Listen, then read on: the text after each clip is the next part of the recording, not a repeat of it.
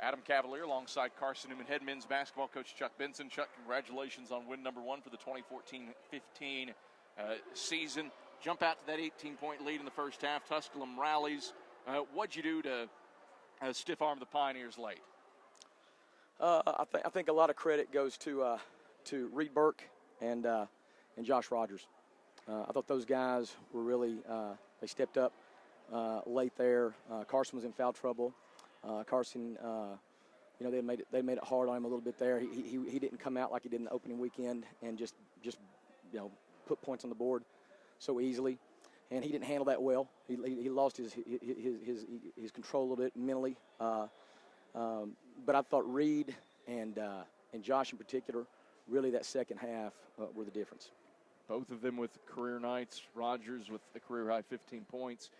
Burke with a career-high 10 points to go along with a career-high 7 rebounds. How big is that to have guys like that step up in a rivalry game atmosphere like this? It's critical. I mean, you mentioned the atmosphere here. This is my 5th year now being the head coach here, and this is the best atmosphere that I've seen in this game since I've been here. So It was a great atmosphere.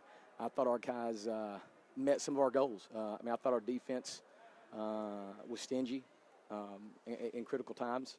I was really, really pleased with that and pleased with the atmosphere and the way that our guys responded and the balance you mentioned.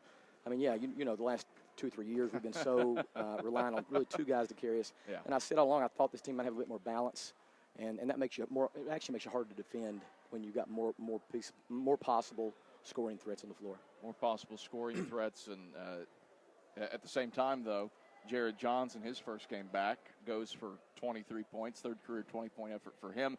But still some signs of weakness in his game. Does have the 5 turnovers. Was he trying to do a little too much in his first game back? Yeah, and he and I talked about that, and we talked about that, and he had to sort of get out of his system. I think he did balance that out by getting 5 assists. So it's but our turnovers, we had 10 at the half, 7 the second to give us 17 for the game, and really I think he had 3 right there.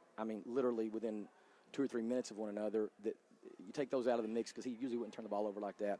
Then our numbers are getting down there from a turnover standpoint where we really want them in the very low teens, and so I'm glad he's back, and I know that he's going to be a guy that we'll be relying on heavily this year. The design of the matchup zone often is to make teams shoot threes. Tusculum only took 36 today, pretty much half their shots were from beyond the arc. Was that what you hoped to do? Yeah, absolutely. We knew that their inside game, Mounts was their go-to guy. I think we held him to 4 the first half. Second half, they took him out of the low post and put him in the high post, where he's really not comfortable.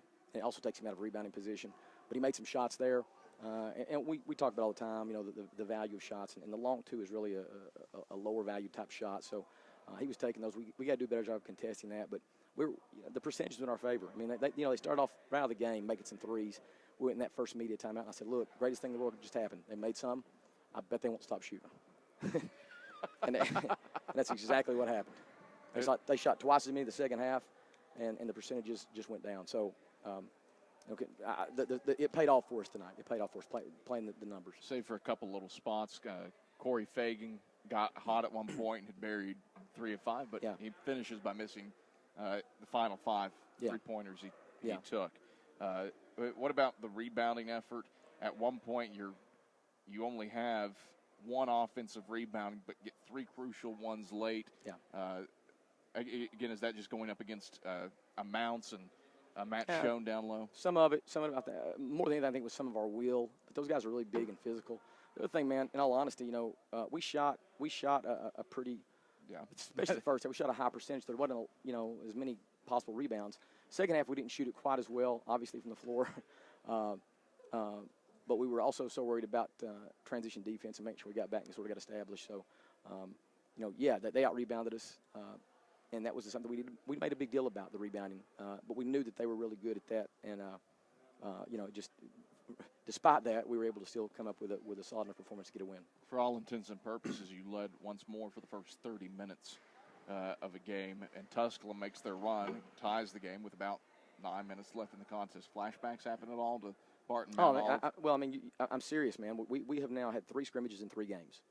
There's 6 games, so to speak. And we have literally led in 5 of those 6. Going into halftime, we're up. The problem we've been having, again, we have so many new guys playing.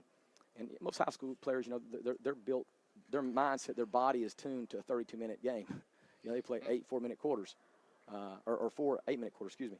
And so they're not really mentally ready for that last 8 minutes. And no matter how we've tried, we're working towards that, but we still have not really been able to figure out how to go an entire 40. I think that'll come in due time. But it's we talked about it. We worked on it. We've seen tape. We've done everything we know to do at this point to make sure that we give ourselves the best chance. And fortunately, despite the fact that we sort of faded there a little bit, our defense was still good enough to carry us. Chuck, pleasure as always. Final thoughts. What do you have to do to get ready for a Mars Hill team, a Coker team on Saturday, and improve from this 5-point win over the Pioneers? Well, we got to get a little rest tomorrow, along with some scouting, some discussion about this game and the upcoming game. Obviously, last game we played at Holt was against Coker.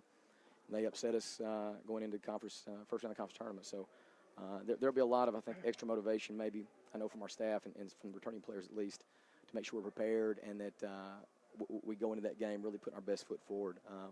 We know how they're going to play. They're tough. They're physical. They defend. They score it well. They've got some key returners coming back. So it'll be a big-time challenge. But the truth of the matter is, man, this is going to be our first home game. Yeah. So we're finally glad. We've had 3 scrimmages on the road, 3 first games on the road. We're really glad now finally to get the chance to play in Holt and have the students there and our local fans and really sort of hopefully put our best foot forward. Chuck, pleasure as always. Congrats on the win. Great. Thanks, Adam. Carson-Newman head men's basketball coach Chuck Benson. We return on the Domino's post.